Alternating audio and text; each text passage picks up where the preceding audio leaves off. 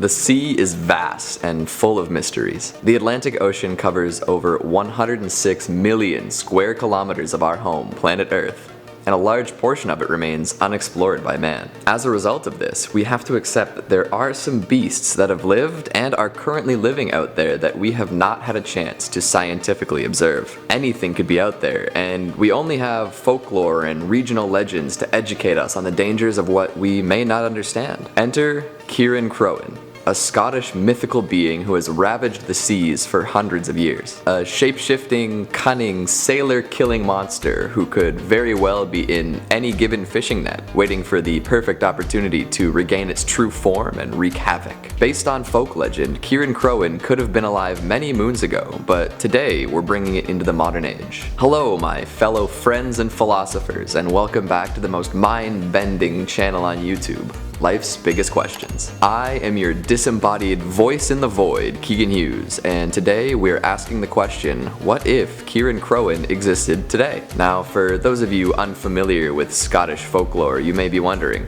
what is Cirein-Cròin? I'm glad you asked. Cirein-Cròin is a giant sea monster said to have shape-shifting powers and a truly huge appetite. As the old saying goes, 7 herrings, a salmon's fill.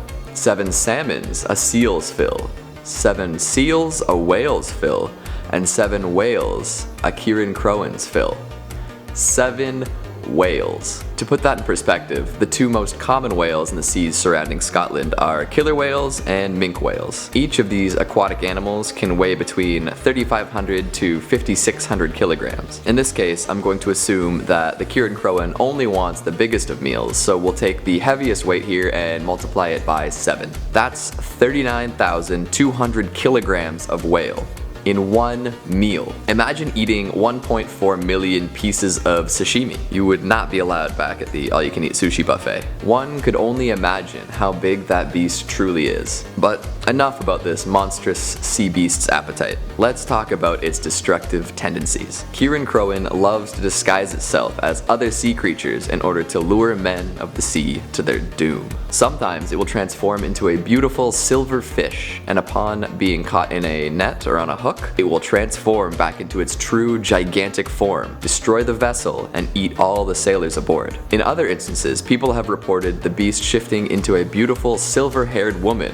luring people in like a siren. To summarize, don't trust anything silver in the ocean.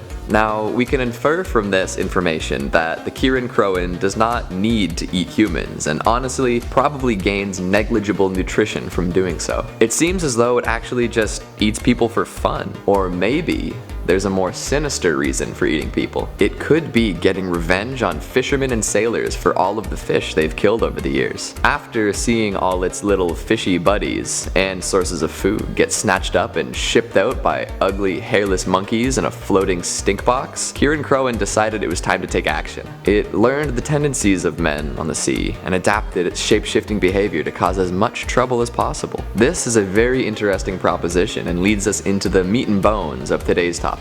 What if it existed today? Today's oceans are very different than they were hundreds of years ago. We've shifted to a totally globalized economy with tens of thousands of ships on the ocean at any given time. This, along with advances in fishing technologies, has had a huge effect on the amount of fish in the ocean. A recent report has stated that over 55% of the world's oceans are fished. Over half. While that's obviously bad for biodiversity and all of us fish-eating folks, it is also terrible news for Cirein-Cròin. Remember when we talked about how much this thing eats? Well, now half of that is gone. If it was pissed off back in the day because some dinky Scottish fishing boats were out and about grabbing a few hundred fish, imagine how it would react now. This underwater behemoth is going on a rampage. It's a pretty smart creature, so I'm sure it wouldn't take long to figure out different shipping and fishing routes for the vessels at sea. From there, it would plan out its attack. Whenever the ships were most vulnerable, it would attack. sinking ship after ship until folks started to catch on as to what was happening. Large-scale action would be put into effect by shipping companies, contractors, and governments. The best-laid plans created as a result of years of analysis, trial and error, and information gathering would be thrown out the window in favor of routes that were safe from Cirein-Cròin. Shipping routes that keep our world running today would be forever changed, or actually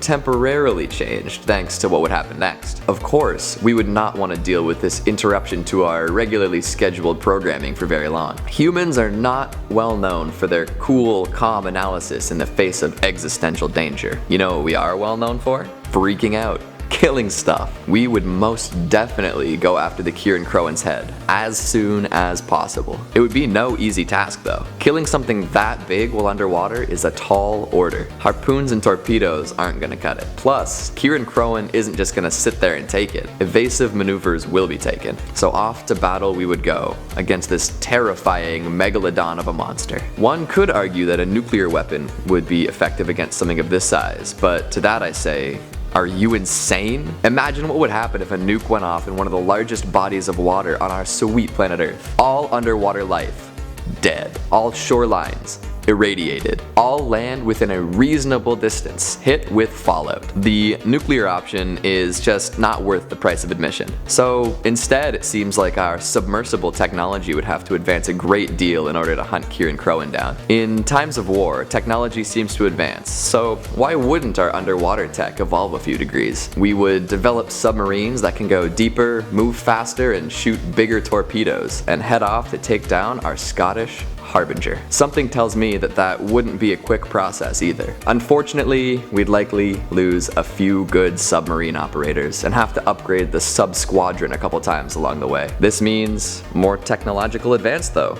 Silver linings, right? After trying and trying and trying again, I do believe that we could take it down. We would be successful in killing a unique, beautiful creature in the name of faster shipping and scientific progress. What else is new? And after you kill a giant sea creature, what else is there to do but eat it? Cirein-Cròin sushi for everyone. I wonder what it would taste like. Now, I've mentioned scientific progress before, and you're about to see why I'm bringing it up so often. Following the death of the legendary Cirein-Cròin, we would have all these extremely advanced submarines and nothing to do with them. Instead of letting them rust in some dingy seaport, intrepid explorers would take the help and search the deep, previously inaccessible depths of the ocean, searching for more mythic beasts and unknown creatures. Gone would be the days of wondering what really lurks at the bottom of the darkest profundities of the Atlantic and Pacific. The Mariana Trench, mapped. The Tonga Trench, now a tourist attraction. The South Sandwich Trench, served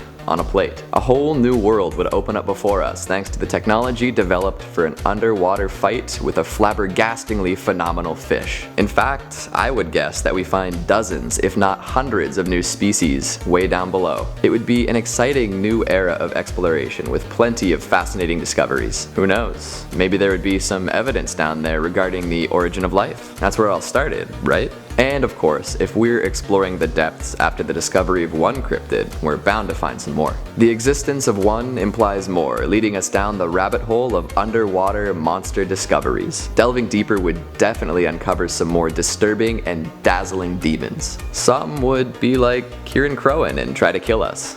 Others could be friendly and live peacefully alongside us as we explore. As humans do, we would likely try to harness the power of these creatures for our own gain. Cryptid-powered energy sources, monster theme parks, military applications for megalodons. These applications are endless. It would certainly be an exciting time for man and cryptid kind.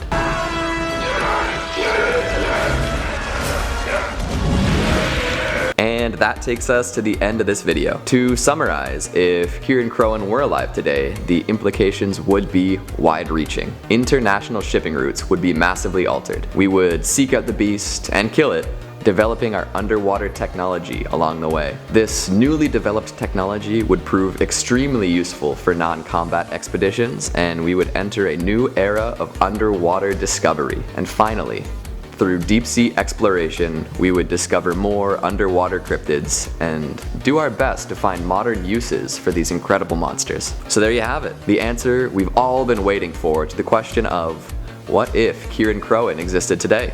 What do you guys think? What cryptid would you want to meet in an underwater submarine? Do you think it would play out differently? Let me know what you have to say down in the comments. Keep on wondering, what if? And I'll see you next time. Thanks for watching.